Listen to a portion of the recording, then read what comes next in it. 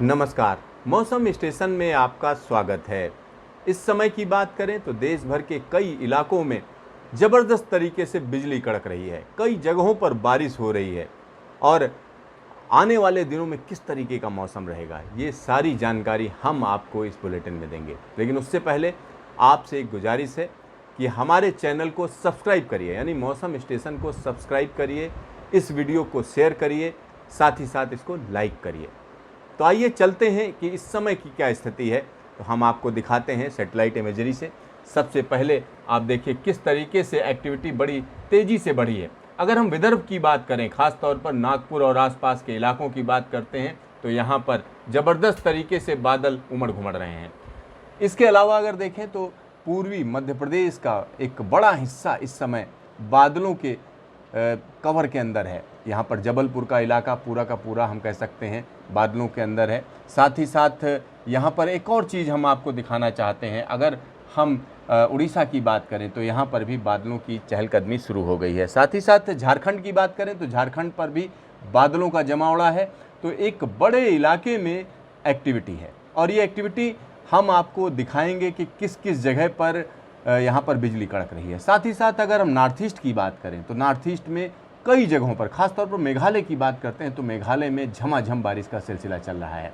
साथ ही साथ असम के कई इलाकों में अच्छी बारिश रिकॉर्ड की गई है। मेघालय में मासिनराम में 17 सेंटीमीटर की बारिश पिछले 24 घंटे में हुई है।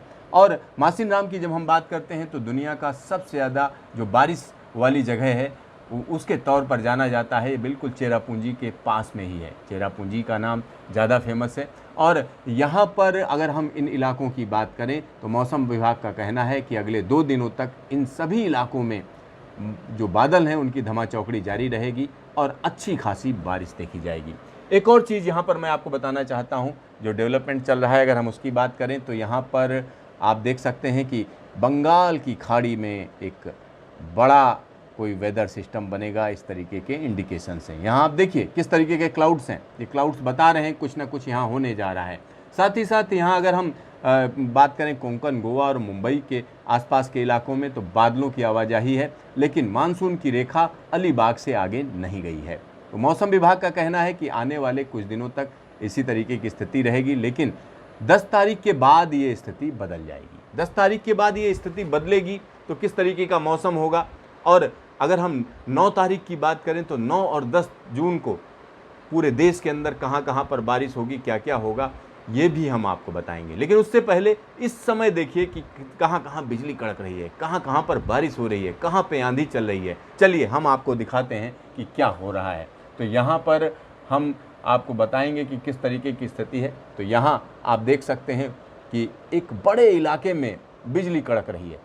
तो यहाँ पर नागपुर और आसपास विदर्भ का जितना बड़ा इलाका है उन सब जगहों पर बादलों का हम कह सकते हैं जमावड़ा है और कई जगहों पर बिजली कड़क रही है। साथ ही साथ इससे लगा हुआ जो छत्तीसगढ़ का इलाका है, खासतौर पर छत्तीसगढ़ का इलाका है, वहाँ पर बिजली कड़क रही है। ज़बरदस्त तरीके से हम कह सकते हैं लाइटनिंग चल रही है और ये लाइटनिंग छत्तीसगढ़ से होते हुए झारखंड के कई इलाकों में और वहाँ से हम कह सकते हैं पश्चिम बंगाल के कई इलाकों में लाइटनिंग चल रही है। साथ ही साथ एक और जगह जहाँ पर हम बात कर रहे थे उत्तर बिहार और गोरखपुर की, अगर हम बात करें तो उस इलाके में भी लाइटनिंग हो रही है। इसके अलावा अगर हम देखें तो यहाँ जो मध्य प्रदेश का इलाका है यहाँ पर भी लाइटनिंग चल रही है।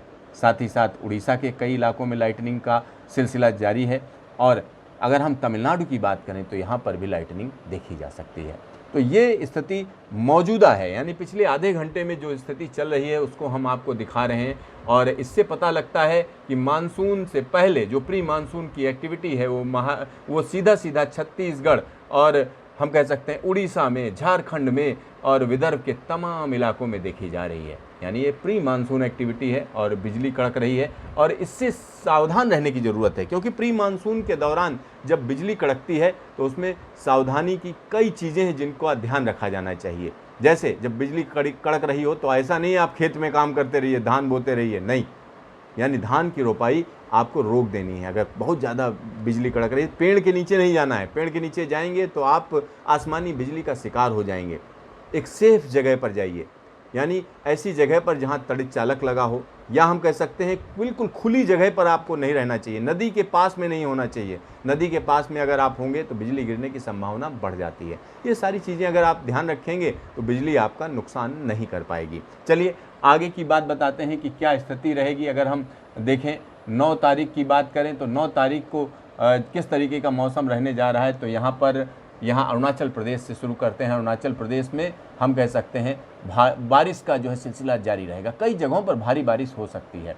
असम मेघालय में भी भारी बारिश की संभावना है और मौसम विभाग का कहना है यहाँ लोगों को सतर्क रहना चाहिए। साथ ही साथ नागालैंड, मिजोरम, मणिपुर और त्रिपुरा की बात करें तो वहाँ पर भी बिजली की कड़क के साथ कई जगहों पर मौसम बदला रहेगा। साथ ही साथ हम कह सकते हैं सिक्किम और साथ ही साथ हिमालय का जो वेस्ट बंगाल वाला इलाका है उसकी अगर हम बात करते हैं तो वहाँ पर भी कई जगहों पर बारिश का सिलसिला बना रहेगा। साथ ही साथ गंगेटिक वेस्ट बंगाल में भी बारिश का सिलसिला रहेगा। बिहार की बात करें तो यहाँ पर बिजली कड़कने का दौर जारी रहेगा। झारखंड में भी यही स्थिति रहेगी।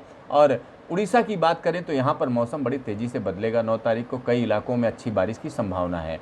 और छत्तीसगढ़ की बात करें तो कई जगहों पर आंधी आ सकती है या तेज़ हवाएं चल सकती हैं और यहाँ पर बारिश की भी संभावना बनी रहेगी। इसके अलावा पूर्वी मध्य प्रदेश की बात करें तो यहाँ पर हम कह सकते हैं आंधी पानी की संभावना बनी रहेगी। और अगर हम पश्चिमी मध्य प्रदेश की बात करें तो यहाँ आंधी पानी की संभावना बनी रहेगी और कई जगहों पर इस तरीके की स्थितियाँ देखी जाएंगी। अगर हम राजस्थान की बात करें, खासतौर पर वेस्ट राजस्थान की, तो यहाँ पर हीट वेव की कंडीशन रहेगी और कई जगह पर आंधी आ सकती है। चलिए अब हम बात करते हैं गुजरात रीजन की, तो यहाँ पर कई जगहों पर तेज़ हवाएं चलेंगी और बारिश होने की संभावना बनी हुई है। सौराष्ट्र और कच्छ की बात करें तो यहाँ पर भी बहुत तेज़ आंधी चलने की संभावना है, यानी तेज़ हवाएं चलेंगी। और मध्य महाराष्ट्र की बात करें, थंडर स्टॉर्म लाइटनिंग की भविष्यवाणी मौसम विभाग कर रहा है 9 जून को। इसी तरीके कोंकण गोवा में है, कोंकण गोवा में बारिश अच्छी रहेगी। साथ ही साथ कोस्टल कर्नाटक में कई जगहों पर बादलों की आवाजाही रहेगी। साउथ इंटीरियर कर्नाटक में भी इसी तरीके की स्थिति रहेगी। केरल में कई जगह पर स्ट्रांग सरफेस विंड रहेंगी, लाइटनिंग होगी, थंडर स्टॉर्म होगा। और अगर हम कोस्टल आंध्र प्रदेश की बात करें तो यहाँ पर भी यही स्थिति रहेगी। तमिलनाडु और पुडुचेरी में भी हम कह सकते हैं कई जगहों पर तेज़ हवाओं के साथ बारिश हो सकती है। और तेलंगाना की बात करें तो तेलंगाना में भी हम कह सकते हैं तेज़ हवाओं के साथ साथ लाइटनिंग की पूरी संभावना है। विदर्भ की बात करें तो यहाँ पर भी तेज़ हवाओं के साथ कई जगहों पर बारिश होने की संभावना बनी रहेगी। तो ये स्थिति हम कह सकते हैं एक बड़े इलाके में है। और ये अगर हम बात करें 10 तारीख की, यानी 9 जून का बता दिया, तो 10 जून को भी आप समझ लीजिए। 10 जून को हम कह सकते हैं पश्चिम बंगाल में बहुत तेज़ी से मौसम बदलेगा और वहाँ कई जगहों पर ज़बरदस्त बारिश शुरू होने का अंदेशा है 10 तारीख को। उड़ीसा में भी उसके लिए चेतावनी दी गई है। और साथ ही साथ असम में हम कह सकते हैं बारिश ज़्यादा रहेगी लेकिन बाकी जगहों पे कम हो जाएगी।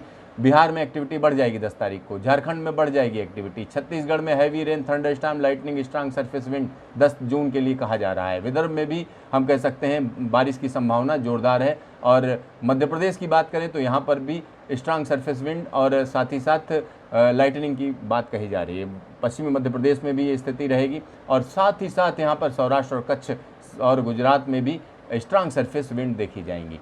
अगर हम कोंकण गोवा की बात करें तो यहाँ पर बारिश की एक्टिविटी बढ़ जाएगी 10 जून से और उसके बाद कोस्टल कर्नाटक में भी यही स्थिति रहेगी। तो इस कुल मिलाकर हम कह सकते हैं कि जो मौसम है वो ज़बरदस्त तरीके से बदलाव दिखाएगा 10 जून को। और 10 जून के बाद एक बड़ा बदलाव होने जा रहा है, उसके बारे में हम आपको बताएंगे कि किस तरीके की स्थिति बनेगी। तो 10 जून के बाद बड़ा बदलाव ये होने जा रहा है कि बंगाल की खाड़ी में कम दबाव का क्षेत्र बन रहा है, जिससे मानसून बड़ी तेज़ी से हम कह सकते हैं आगे बढ़ेगा और पूर्वी भारत के तमाम इलाकों को रिमझिम बारिश से सराबोर कर देगा। तो देखते रहिए मौसम स्टेशन, फिर मिलेंगे दोबारा।